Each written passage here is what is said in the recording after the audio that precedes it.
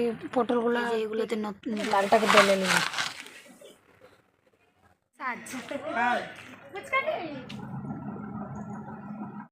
তো বন্ধুরা আজকে রান্না থেকে আমার ব্লগটা চালু করলাম। তোমরা ভিডিওটা প্রথম থেকে শেষ পর্যন্ত দেখবে, প্লিজ একদমই স্কিপ করবে না, না হলে তোমরা কিচ্ছুই দেখতে পাবে না, বুঝতে পারবে না, আর আমি কি বলবো শুনতেও পাবে না তোমরা।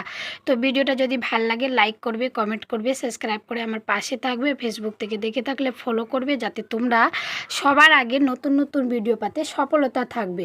তো যেহেতু আজকে আমার মঙ্গলবার আর কালকে আমি জন্মাষ্টমীর উপবাস ছিলাম, তো আজকে আমার নিরামিষ রান্না হবে। ভাত রান্না কমপ্লিট হয়ে গেল, আর ওখানে আমি মিশানো শাক রান্না চাপাইছি গ্যাসের মধ্যে।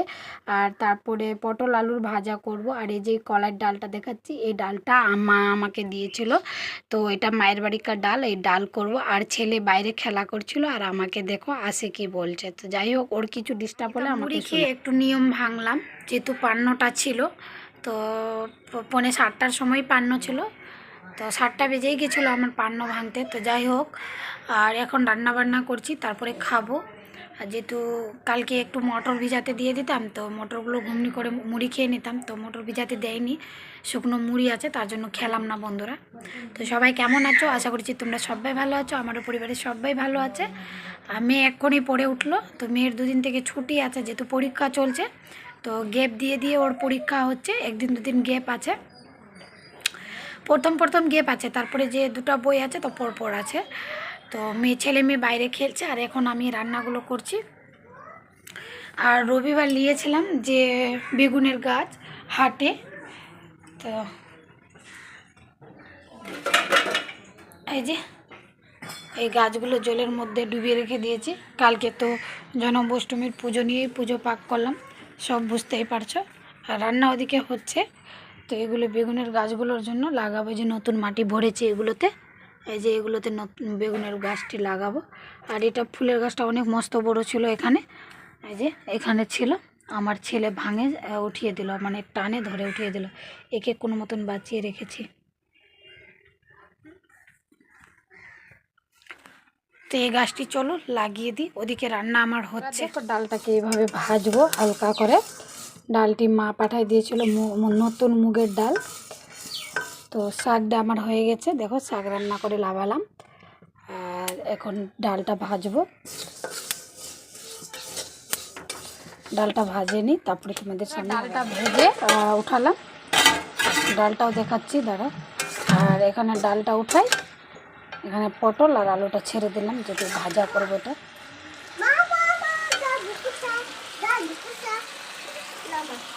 আর এই যে হ্যাঁ নিলাম। আর এই যে ডালটা ভেঙে দেখো, এইভাবে করে ডালটা ভাঙলাম কুল্লাতে করে।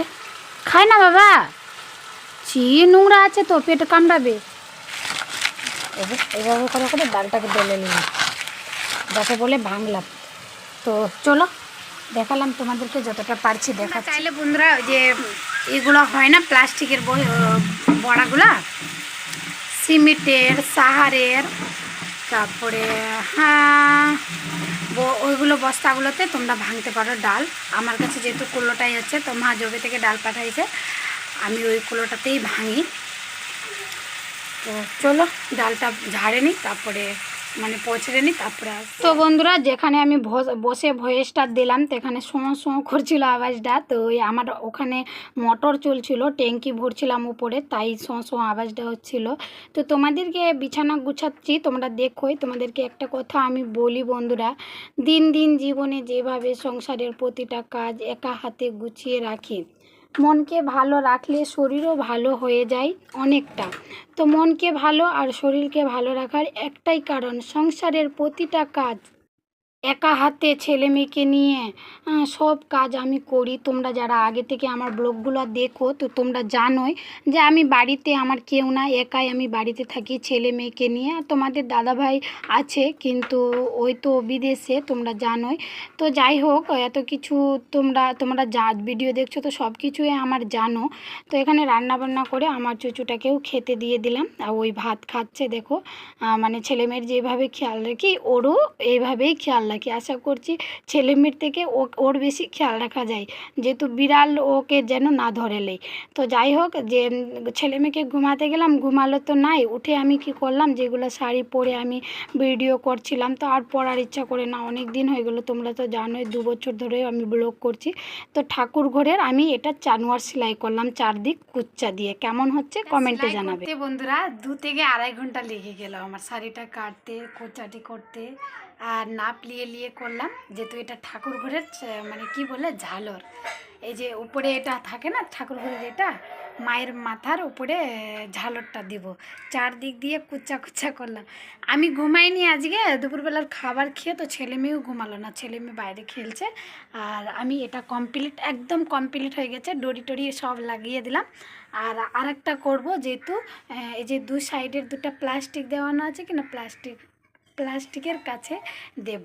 তো এই যে ওটি করছি, দেখছো আমার শাড়ি পরে পরে যেগুলো ভিডিও বানিয়ে মানে আর পরার ইচ্ছা করে না শাড়িগুলো, ওগুলো শাড়ি কেটে কেটে এগুলো। তো বন্ধুরা, আনন্দ তো হবে, কান্না আনন্দ হবে। আমি মেশিনের সুইয়ের পাছাতে আমি সুতোও ভরতে জানছিলাম না, তাই আমি মেশিন নিয়েছিলাম, ভাবলাম যে আমার টাকাগুলো বেস্ট হয়ে যাবে, মনে হয় বেকার চলে যাবে।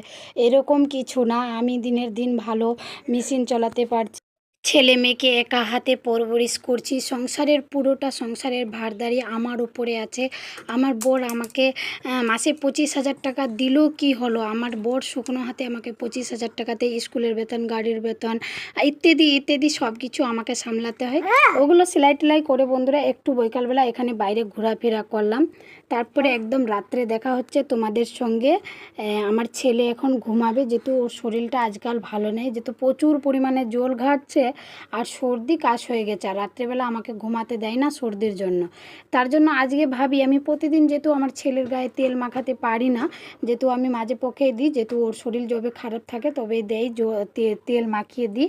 আর আজকে যেহেতু ওর সর্দি লেগে গেছে, তা ভাবলাম যে একটু সরষা তেলগুলো গায়ে দিয়ে ঘুমাই, তো ঘুম পাড়াই। তো যাই হোক, তেল মাখিয়ে একটু ঘুমালাম, তো ছেলে ভালোই ঘুমালো। সবাই ভালো থাকবে বন্ধুরা, সুস্থ থাকবে, আবার দেখা